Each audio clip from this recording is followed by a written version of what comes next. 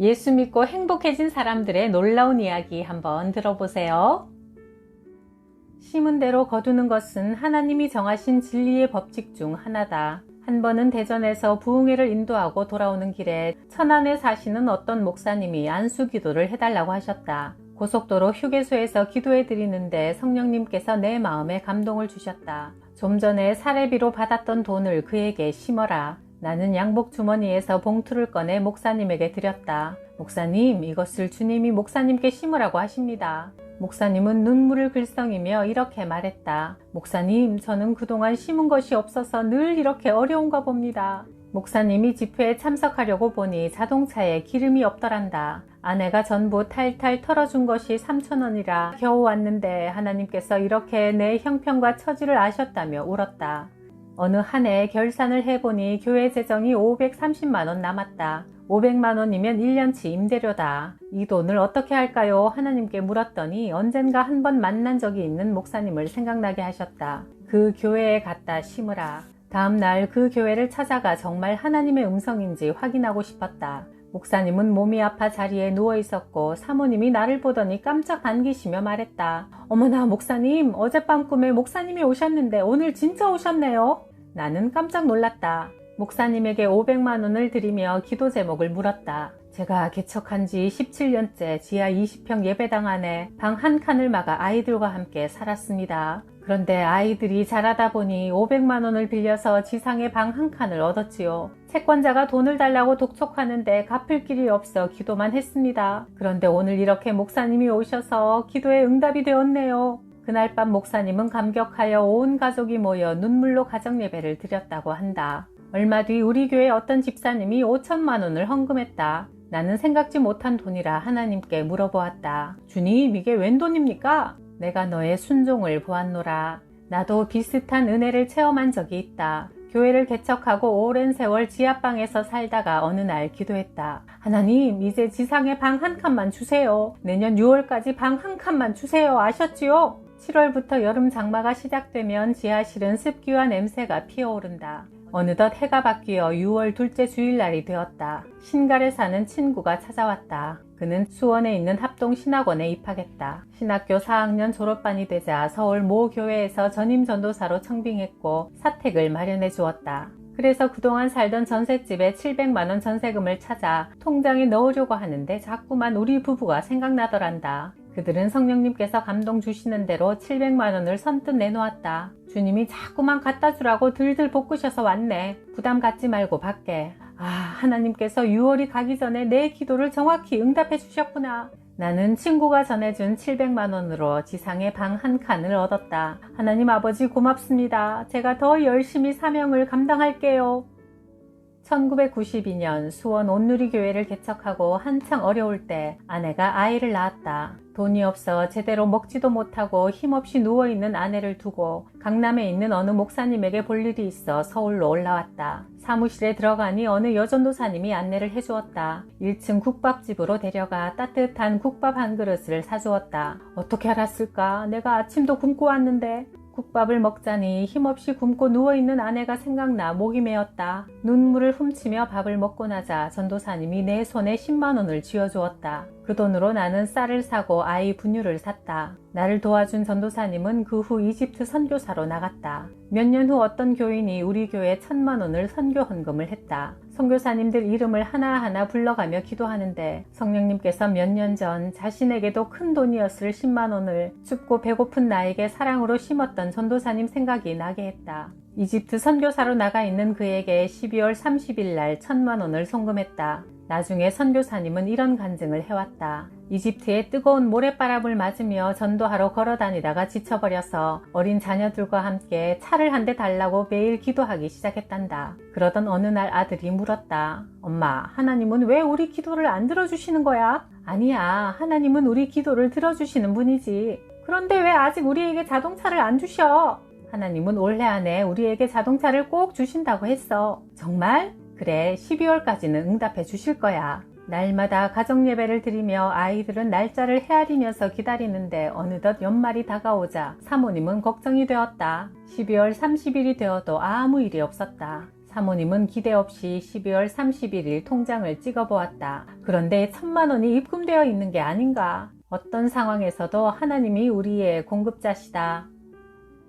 우리 교회 최호관 집사의 간증이다. 장로 아버지와 권사 어머니를 따라 어릴 때부터 교회에 열심히 다녔습니다. 부모님은 하나밖에 없는 아들을 하나님께 드리기로 서원 기도를 하셨고 저는 순종하는 마음으로 신학대학에 입학했지요. 그러다가 약사 여자친구를 만나 결혼했고 아내가 돈을 잘 버는 것을 보고는 전도자의 길을 포기하고 입시 공부를 다시 하여 약학대학에 들어갔습니다. 둘이서 열심히 약사로 일한 결과 아파트와 약국을 사게 되었고 그렇게 기반을 잡고 편안히 살게 되었을 무렵 아내가 갑작스런 병으로 세상을 떠나고 말았습니다. 그때 제가 다시 하나님께로 돌아올 절호의 기회였지만 저는 아이들 뒷바라지를 위해 더욱 오로지 돈을 벌겠다는 일념으로 하루에 처방전 150건을 받는다는 대형 약국을 2억을 투자해 인수했는데 내가 들어오자마자 2층에 있던 내과가 이사를 가버리고 말았습니다. 그래서 할 수 없이 다른 약국을 인수했는데 그 약국마저 병원이 확장 이전하는 바람에 또다시 실패하여 4억 원을 날려버리고 저는 절망 속에 독약을 마시고 스스로 목숨을 끊고 삶을 끝내려고 시도했지요. 기적적으로 의식을 되찾은 곳은 대학병원 응급실이었습니다. 그래도 잃어버린 돈에 대한 미련을 버리지 못하고 보험 영업을 시작했습니다. 김미고 집사님을 만나 수원 온누리교회에 나오게 되었지요. 매 시간 설교를 들으면서 무거웠던 마음의 짐이 내려지고 평안이 찾아왔습니다. 둘째 날은 원래 회사에서 4박 5일 중국 여행이 예정되어 있었지만 저는 집안에 큰일이 있다는 핑계를 대고 계속 부흥회에 참석했는데 그날 큰 보험 계약건이 성사되더라고요. 게다가 예배 중 갑자기 가슴에 뜨거운 불이 임하면서 하나님의 은혜에 감사해 일주일 동안 하루 한 끼를 금식하며 기도하면서 지금까지는 주님을 떠나 내가 주인이었던 삶을 살다가 실패했지만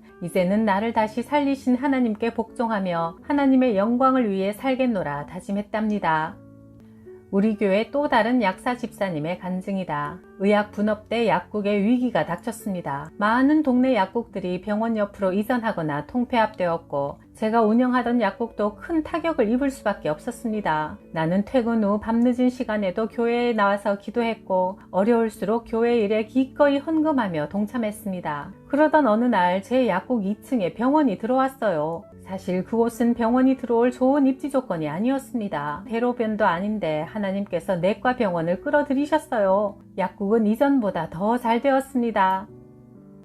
우리 교회 젊은 여집사님이 중풍으로 3번이나 쓰러졌다. 환자가 혀를 깨물까봐 입안에 플라스틱 원통을 물려놓고 의사는 장례 준비를 하라고 했다. 하나님, 대신 저를 불러가시고 집사님을 살려주세요. 어린 세 자녀를 어찌합니까? 하나님이 불쌍히 여기셔서 20일 만에 의식이 돌아왔다. 집사님이 간증했다. 제가 천국과 지옥을 경험하고 왔어요. 천국에 갔더니 제 집이 없는 거예요. 제가 예수는 믿었지만 몸이 불편하다는 이유로 봉사한 것이 전혀 없었잖아요. 그래서 목사님 부탁이 있어요. 저에게 일거리를 좀 맡겨주세요. 그녀는 고통 중에 그동안 얼마나 몸부림쳤는지 앞니빨이 다 빠져버렸고 입에서는 계속 침이 줄줄 흘러나왔다. 성한 곳이라곤 돌아온 의식과 오른팔 뿐이다. 이런 몸으로 무슨 봉사를 할 수 있을까? 나는 국리 끝에 집사님에게 설교 원고 정리를 맡겼다. 집사님은 주일 예배가 끝나면 녹음된 설교 테이프를 들으며 한 손으로 컴퓨터 자판을 쳐서 원고 정리를 했다. 쉬지 않고 작업해서 목요일이 되면 지난주 설교 말씀이 정리되어 나왔다. 집사님은 설교를 들으며 계속 원고 정리를 하다 보니 점점 건강이 좋아지게 되었다.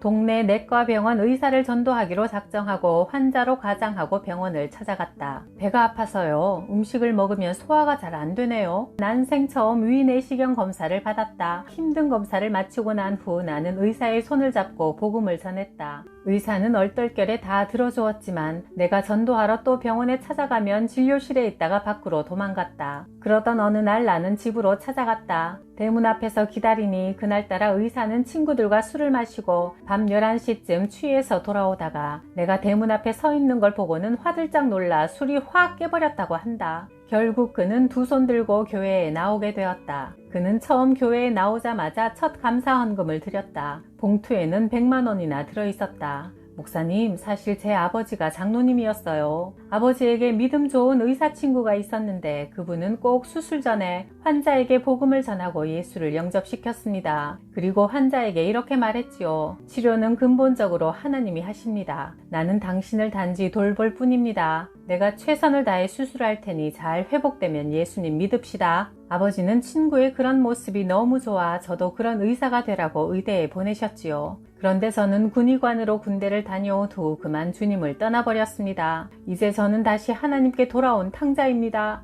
그 후 그 의사는 열심히 신앙생활하며 환자들에게도 복음을 전하는 멋진 의사가 되었다.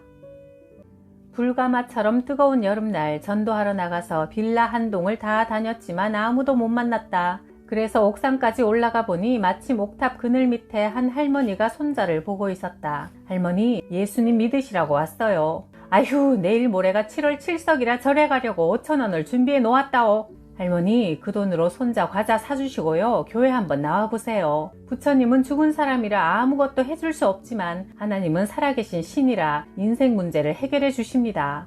그리하여 할머니가 난생 처음 교회에 나오셨다. 주일 예배를 마치고 식사하며 할머니에게 기도 제목을 물어보았다. 40살 넘은 큰아들은 술 중독자라 직장 생활을 못하고 큰딸은 무당이고 70 넘은 남편이 일용직으로 노동해서 생활한다오. 할머니, 그럼 내일부터 새벽기도 나오세요. 하나님은 우리 기도를 들어주십니다. 우리 함께 기도해요. 할머니는 당장 다음날 새벽기도에 오셨다. 앞자리에 앉아 기도하며 새벽마다 서러워서 울고 한이 많아 울고 죄 때문에 울고 아들 때문에 울고 가장 큰 문제는 알코올 중독자 아들이다. 그는 밥 대신 며칠이고 밤낮 술만 먹었고 길거리에 쓰러진 그를 내가 몇 번이나 데려다 돌봐야 했다. 그런데 그는 술이 깨면서 늘 환각과 환청 현상을 보였다. 목사님, 누가 저기서 날 불러요 하며 4층 창문을 향해 밖으로 뛰어내리려 했다. 아버지는 속에서 천불이 난다. 이놈아, 차라리 죽어라. 그를 나는 여름 수련의 장소로 데려갔다. 찬양하고 기도하고 말씀을 전하자 이 친구에게도 성령님이 임해 울면서 뒹굴더니 드디어 술마귀가 떠나버렸다.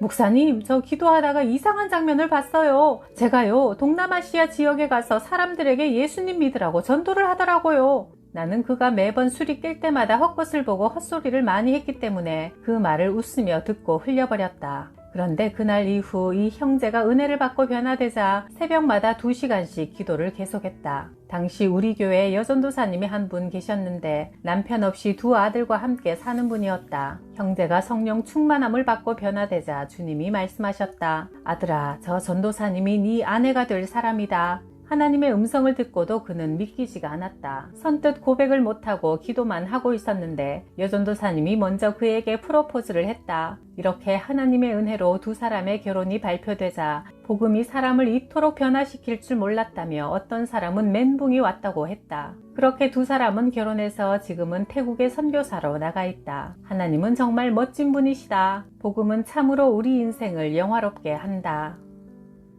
우리 교회 집사님의 사연이다. 나는 예수를 믿으면서 한 가지 풀지 못하는 의문점이 있었다. 처가댁은 장인 장모님이 장로 권사로 교회 열심히 다니신다. 평생 시골 교회에 죽도록 봉사하시면서 사셨는데 왜 늘 가난하고 어려운 일들이 끊이지 않는지 궁금했다. 큰 처남은 법대를 다니다가 정신분열증이 생겨 20년을 약물로 지내고 있고 둘째 처남은 근육과 뼈가 점점 굳어가는 불치병에 걸려있다. 신앙생활을 열심히 한 결과가 이런 것이라면 누가 예수를 믿겠는가? 그런데 어느 날 작은 처남이 내가 사는 수원으로 이사를 왔고 우리 교회에 출석하면서 그 궁금했던 원인과 비밀을 알게 되었다. 작은 처남은 강직성 척추염으로 뼈와 근육이 굳어 거동하기 불편했다. 목이 굳어지자 밤 넘기는 것도 힘들어했고 체격은 점점 더 왜소해졌다. 어느 날 목사님이 나와 처남을 불러 처남에게 언제 병이 생겼는지 그리고 아버지가 어떤 분이신지 물으셨다. 아버지가 혹시 교회를 섬기시면서 목회자와 다투지 않으셨나요?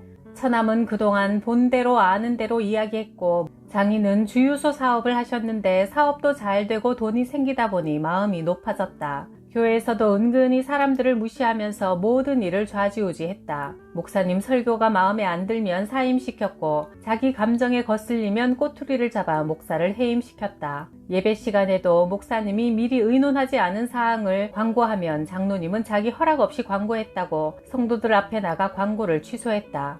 장로님이 교회를 자기 마음대로 쥐락펴락하던 어느 날 주유소에 불이 났고 남은 인생을 가슴을 치며 눈물로 보내다가 죽을 때 자식들을 불러놓고 이런 유언을 남겼다. 얘들아, 내가 돈 품게나 있다고 교만해서 하나님의 교회와 주의 종을 좌지우지했더니만 하나님이 나를 징계하셔서 오늘날 내가 이렇게 되었구나. 얘들아, 너희는 절대 이 에비와 같이 행하지 말고 교회를 겸손하게 종처럼 잘 섬겨라. 사람들은 힘이 조금 생기면 그 높아진 마음이 사탄의 미끼가 된다. 처남이 말했다. 한 번은 아버지가 목사님과 회의 중에 다투시고 집에 오셨어요. 얼마 후 목사님이 저희 집까지 사과하러 오셨는데도 아버지가 사과를 안 받아주시고 집에서 또다시 언성을 높이며 싸우셔서 가족들이 말린 적이 있었어요. 그리고 그날 밤 제가 꿈을 꾸었습니다. 큰 아나콘다 같은 뱀이 우리 논에 물꼬를 틀어막고 있더라고요. 그래서 제가 뱀을 잡으려고 애썼지만 뱀은 우리 집 논두렁을 뚫고 사라졌습니다. 그런 꿈을 꾸고 얼마 있지 않아 대구에서 대학에 다니던 형이 갑자기 정신 이상이 왔습니다. 형은 아버지의 우상이었어요. 그렇게 믿고 기대했던 형이 하루아침에 정신병자가 되자 아버지는 놀라고 당황해서 고쳐보려고 백방으로 노력을 다했지만 형의 증세는 점점 더 심해졌습니다. 그러는 와중에 둘째 아들인 저마저 원인을 알 수 없는 병에 걸리자 아버지는 죽지 못해 사시는 인생이 되었어요.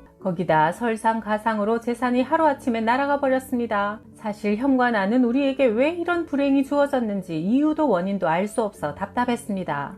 처가댁에 닥친 이런 재난의 원인은 장인의 교만으로부터 출발한 것이다. 그러나 처가 식구들은 이런 영적인 사실을 전혀 모르며 살아왔다. 이제 원인을 알게 된 처남은 불쌍히 여겨달라고 하나님께 몸부림치며 기도했다. 하나님, 아버지가 교회를 회방한 죄를 용서하시고 저의 남은 생은 건강한 몸으로 주님을 잘 섬길 수 있도록 은혜를 베풀어 주옵소서. 다음은 처남의 간증이다. 저는 서울 삼성병원에서 강직성 척추염 진단을 받고 온 몸이 돌처럼 뻣뻣하게 굳어져 고개조차 마음대로 움직일 수 없는 장애를 갖고 살다 보니 성격마저 괴팍스러워졌고 사람 만나는 것이 두려웠지요. 그러던 중 여동생 부부가 다니는 수원 온누리교회에 오게 되었고 매주 토요일마다 성령 기도회에 참석했습니다. 목사님이 저를 위해 특별히 기도해 주셨고 저도 간절히 회개 기도를 드리자 꿈같은 일이 일어나기 시작했습니다. 굳었던 허리도 부드러워지면서 펴지기 시작했습니다. 매일 새벽 기도를 다니며 하나님의 은혜가 부어지자 마음속에 기쁨과 평안이 찾아왔습니다. 독한 약을 복용하여 늘 시커멓게 죽어있던 피부도 제 색깔로 돌아오기 시작하여 아주대 병원에 가서 검진을 받아보니 남아있던 진행성 병균이 모두 사라졌다는 결과가 나왔습니다. 그러나 의사는 더 나빠지진 않겠지만 이미 병이 진행되어 지금까지 굳어있는 몸은 다시 회복할 수 없다고 했지만 하나님의 치료는 놀라워서 지금 저는 헬스도 하고 수영도 하고 있습니다. 몸뿐 아니라 영적으로 회복이 되었습니다. 저는 지금 목사님의 권유로 44세 나이에 사이버대학에 등록하여 사회복지사 공부를 하고 있습니다. 평생 이 은혜를 잊지 않고 하나님과 교회를 겸손하게 섬기며 살겠습니다. 어느 날 교회 안 다니는 어떤 남편이 아내가 귀신이 들렸다며 교회로 데려왔다. 그래서 시험 삼아 불신자인 남편에게 예수 이름으로 귀신아 떠나가라고 선포해보라고 했다. 예수 그리스도의 이름으로 명하노니 귀신아 내 아내에게서 떠날지어다. 남편이 명령하자 아내가 씩 웃으며 하는 말이 가관이다. 예수도 없는 것이? 그러면서 남편을 향해 달려들었다. 놀란 남편이 기겁하고 도망갔다. 그래서 이번에는 남편을 데려다가 예수님을 영접시켰다. 복음을 전하고 예수를 영접시키려는 순간 그의 아내가 벼락같이 소리를 질렀다. 안 돼! 남편이 예수를 주인으로 영접하자 그에게 이제 하나님의 자녀가 되었다고 성경의 약속을 보여주었다. 예수님을 영접하는 자, 곧 그 이름을 믿는 자들에게는 하나님의 자녀가 되는 특권을 주셨다. 요한복음 1장 12절. 이제 예수 그리스도 이름의 권세를 합법적으로 사용할 수 있게 되었으니 한 번 더 예수 이름으로 귀신을 향해 떠나라고 명령해보라고 하자 용기를 얻은 남편이 다시 한번 선포했다. 예수 그리스도의 이름으로 명하노니 귀신은 떠나갈지어다.